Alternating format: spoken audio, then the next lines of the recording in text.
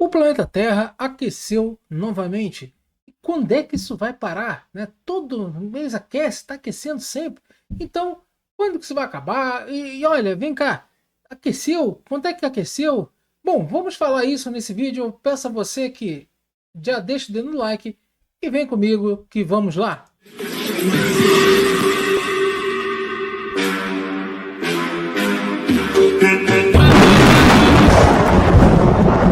Sejam bem-vindos a mais um vídeo. Eu sou o Thiago Maia, físico astrofísico e embaixador do Brasil da Declaração Climática Mundial e também especialista em fenômenos naturais. Pois é, o planeta aqueceu.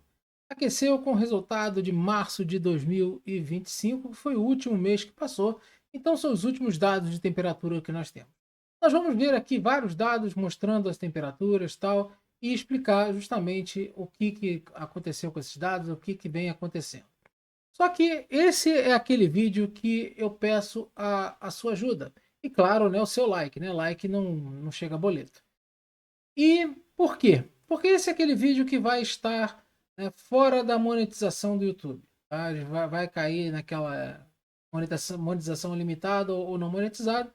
Então eu peço a você que, se puder, tá, dê lá aquela ajuda lá com valeu demais após o vídeo.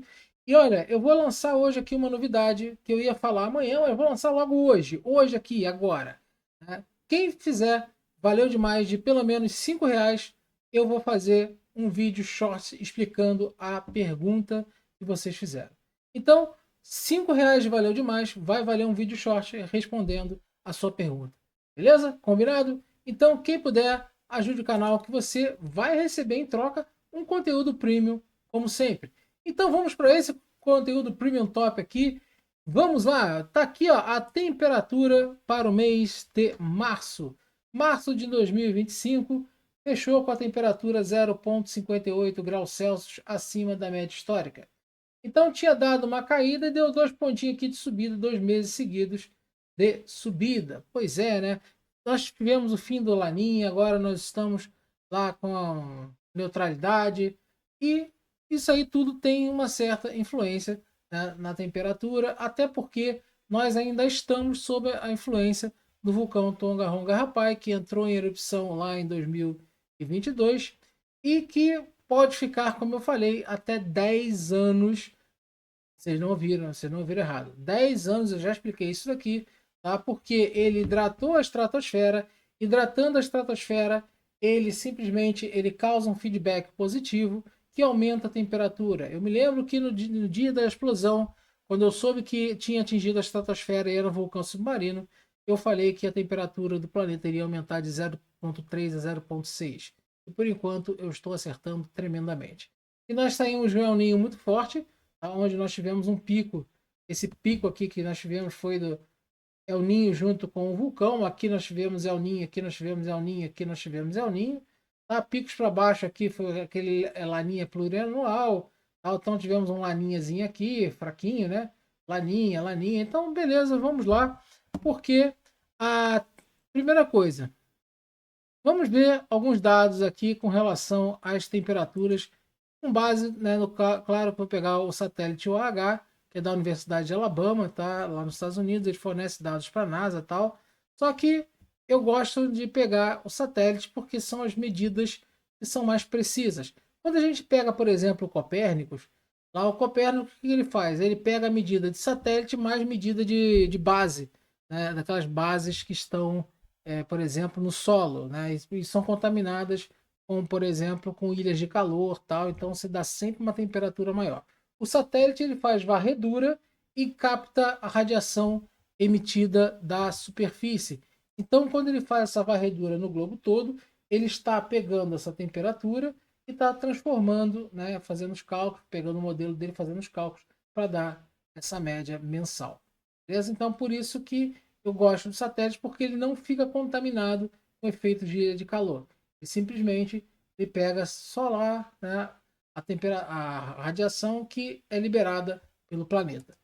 Bom, então, sabendo disso, vamos lá. Aqui nós temos, né, a temperatura de março, tá? Temperatura de março com relação lá do satélite. E eu peguei as top 5 temperaturas do mês de março, tá? Onde que, em primeiro lugar, foi 2024, em segundo lugar, 2016 e 2025 ficou em terceiro lugar, depois de 2010 e 98. Tá? Onde que 2024 tivemos um El Niño muito forte, tá? 2016, um El Niño forte pra caramba, né? Eu gosto de dizer que não foi nem foi nem um El Niño, foi um El adolescente, né? Tão forte. 2025 não teve El Niño, tá? Mas nós ainda estamos tendo a influência do Tonga. 2010 tivemos um El Niño forte, 2098 foi o chamado El Niño do século, que foi uma das maiores variações de temperaturas, tá, provocadas de um ano para o outro. Isso aí que depois a gente pode até... Ou seja, se esse vídeo for bem, bastante like, tiver bastante ajuda aí de vocês, né, com valeu demais e tal, eu faço mais dados mostrando as variações de temperaturas, né, de períodos iguais durante, né, o nosso dado via satélite, tá? Aí a gente vai ter uma noção de variação, uma noção de realmente de taxa de aquecimento. Tá? Então, lembre-se que eu falei no início desse vídeo, dá essa força aí. Então, meus amigos, então nós podemos ver que 2025 ele está lá em top 3, né? Do top 5 ele está no top 3, tá? Dos meses como temperatura mais alta da era dos satélites, que vai desde 79. E aí, quando nós pegamos, né, eu fiz aqui uma análise um pouco diferente, que normalmente eu faço análise mensal. Tá? Então, com os dados satélites que eu tenho à mão, eu peguei e fiz o seguinte: bom, vamos pegar todos os meses de 79 até agora, tá? E vamos entender o seguinte: quando que março de 2025 ficou, como que ele ficou nessa bagunça aí, né? Qual a magnitude dele? O primeiro disparado foi abril de 2024, depois fevereiro de 2024, ou seja, 2024, os 4 primeiros meses, depois vem 2023, 2024, 2023, 2024, 2023, 2024, 2023, 2024, 2023 e epa, 2016, ó. Um super El Niño aqui com uma temperatura também muito alta. Depois, ó, 2016 de novo, 98 com outro super El Niño, tá? 2016 de novo e 2025, vem 2020 e 2025 ele está aqui na 23ª posição. Tá? Ah, é muito pouco, é muito. Bom, são 500 e poucos meses de análise. Então, em 2025 ficou na 23ª posição, sendo que esses dois últimos aqui não estavam sob efeito de El Niño. Todos os outros com efeito de El Niño. Lembrando que 2025, tá, não estava com efeito de El Niño, teve um laninha fraco, mas temos ainda o efeito do vulcão Tongarronga Rapai. Tá? Então, todos esses meses que estão à frente aqui, tá, de 2020, todos esses aqui tiveram El Niño muito forte, tá? Ou Super El Niño. Foi o caso de 16, tá? De 2016 e 98, tá certo? Então, são realidades que a gente vê, nós colocamos isso nos dados e a gente acaba vendo que, se a gente pegar, né, com relação aos meses, 2025 ele está em 23º. E com relação ao mês de março de 2025, ele está em terceiro lugar. E explicando, já expliquei aqui para vocês o porquê. Bom, agora, quando a gente pega a temperatura global, tá? Ou seja, a temperatura média global, e nós vamos ver como é que está o ranking. Tá? Ou seja, dos 47 meses que tem anos, perdão, dos dados de satélite, nós temos o quê? Que 2025 continua em segundo lugar, com pouca diferença para 2003. Tá? 2025 está em segundo lugar, com pouca diferença. Eu falei aqui com vocês que talvez 2025 ele ficaria entre segundo e terceiro colocado. Tá? Por quê? Porque simplesmente ele começou com o Laninha, o Laninha foi bem fraco, o Laninha acabou, mas nós vamos ver depois qual é a tendência para o final. Só que 2024 foi o ano mais quente, né? Além do vulcão com super El Niño, né, com Super El Niño, não, com El Niño muito forte. 2023 também com El Niño muito forte, que jogou a temperatura lá para cima, depois de 2022, tá? Ter tido uma temperatura baixa. Por quê? Porque estava um ano de laninha, 2021 e 2022, ó. Estavam com laninha. Antes, em 2020, tá? Que foi um pouquinho maior, e 2019 também, tá? Que foi um pouquinho, uma variação um pouco menor, tá? Aqui, isso do que 2020. Depois a temperatura caiu para depois subir, tá? Então nós estamos aqui, ó, 2019 e 2020, tá? Cadê 2020? Tá aqui, tá ficando em quinto lugar. E veio antes aqui depois, ó, de um Laninha, que 2021 e 2022 estava aqui, depois aqueceu, depois veio um vulcãozinho, né? E um baita El Ninho. E agora estamos em efeito sobre o vulcão, aqui 2025 está em segundo lugar. Lembrando que a média foi feita com relação até o mês de março, tá? Ah, mas aqui tem todos os meses, então essa média está errada. Não, caro gafanhoto. Não, não, não, não, não. Porque é uma média ponderada. E média ponderada você faz com relação à quantidade de dias, né, que passou, tá? E com a quantidade de dias que o mês tem. Então você pega a média do mês, multiplica pela quantidade do mês e vários, né, meses, né? Ou seja, soma com todos e divide pela quantidade de números do ano que passou.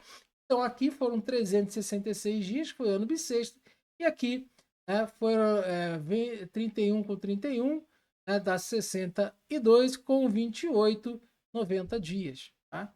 Então nós temos aqui justamente essa diferença. Tá? Então a média é ponderada, então vale sim esse cálculo feito para o mês de março. E aí vamos fazer uma outra análise aqui, pegando de 2022, tá, até agora, onde que nós temos os anos aqui, 2022, 2023, 2024, 2025 pequenininho, que só tem 3 meses. Tá? Então, vamos lá. Em janeiro de 2022 foi a erupção do Tonga-Ronga Rapai, né? Ou seja, a erupção do vulcão submarino que alterou a química, a atmosfera, jogou água na estratosfera, tá? E essa água ela demora a sair, por isso que ela pode ficar agindo até 10 anos, porque na estratosfera existem pouquíssimos sumidouros de água. Tá? Então, como existem pouquíssimos sumidouros de água, essa água ela vai ficar flutuando lá, até porque é um vapor, né? Lá vai estar na forma de vapor, e ele é menos denso, é mais leve também do que a atmosfera local. E teve uma hidratação de em torno de 15%, 10 a 15% da estratosfera. Isso é muita coisa. Tá? Bom, aqui nós tivemos também o fim do Laninha, já em janeiro de 2023, ou seja, nós vimos daqui ainda dando uma controlada, né, na sua temperatura, tal, uma subidinha, alguns fatores oceânicos, tal, e de repente acabou o Laninha. Laninha começou a ficar fraco, acabou com uma temperatura negativa. Em janeiro de 2023, se não me engano, foi 0,04, tá negativo. E depois aqui em junho, mês 6 de 2023, começou a Laninha. E aqui, 18 meses do vulcão Tonga. Quem me acompanha nas redes sociais, quem me acompanha, eu já falei aqui que durante esse período da erupção do vulcão Tonga, que após a um ano e 6 meses, nós teríamos a variação de 0,3 a 0,6 graus de temperatura. Tá? Então, o que aconteceu aqui? Vamos lá. A temperatura subiu aproximadamente 0,6 depois de estar negativa. Então ela subiu mais de 0,6. Desde a erupção, ela estava um pouco acima, ou seja, ela subiu quase 0,6. Tá? Que foi desde a erupção. Então, 18 meses, isso aconteceu. Eu falei que ia acontecer e aconteceu. Após isso, o que nós temos? Nós temos uma situação onde que as temperaturas, depois do final do Laninha e o início do El Ninho, nesse mês aqui e a erupção do Tonga, as temperaturas dão uma disparada para cima. Tá? Isso aí aconteceu, o planeta aqueceu mais do que a taxa que vinha até 2023. Ela teve um aumento muito grande, mas teve uma influência de um vulcão, de uma situação onde nunca na nosso período de vida humana, pelo menos que a gente tem ideia, tá? Que a gente conseguiu medir, que a gente conseguiu saber uma condição dessa, uma erupção dessa magnitude no oceano, que hidratasse a estratosfera, tá? Isso nunca tinha acontecido, tá? Mas anteriormente não sabemos. Bom, então o que que acontece? Quando o vulcão entra em erupção, né, quem conhece o canal sabe dessa animaçãozinha aqui, ele joga água na estratosfera e ao atingir a estratosfera ela começa a girar o globo. Tá?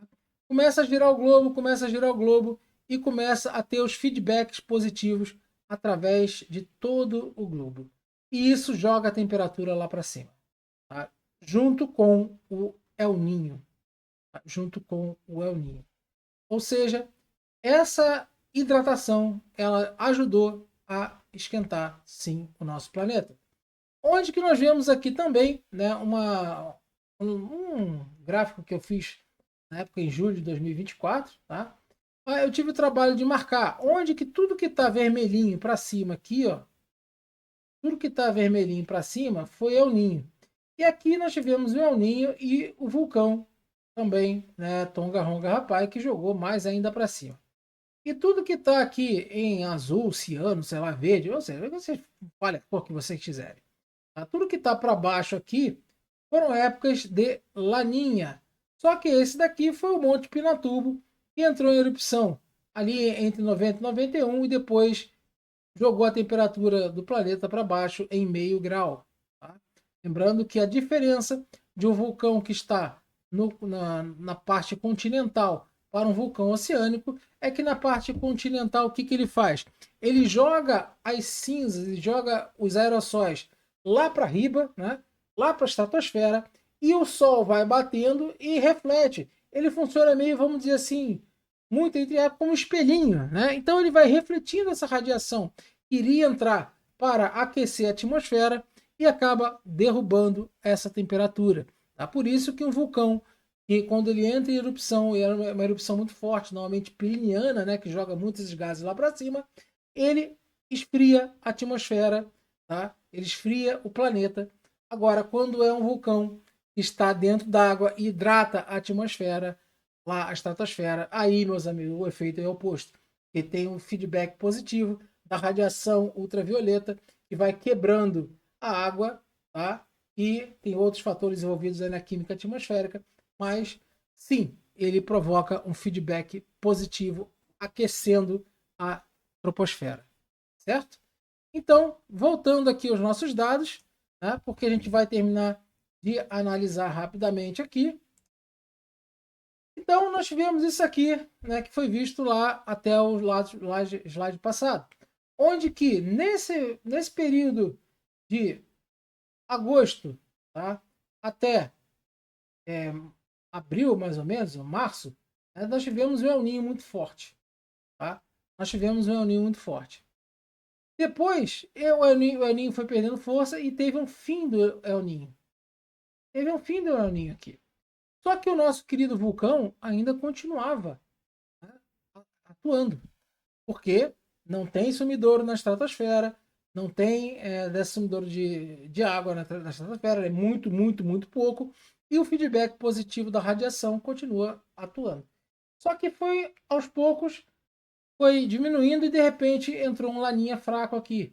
2 meses de laninha praticamente, depois acabou o laninha, a temperatura subiu um pouquinho. Tá? Aqui era 0,5, aqui ficou 0,58.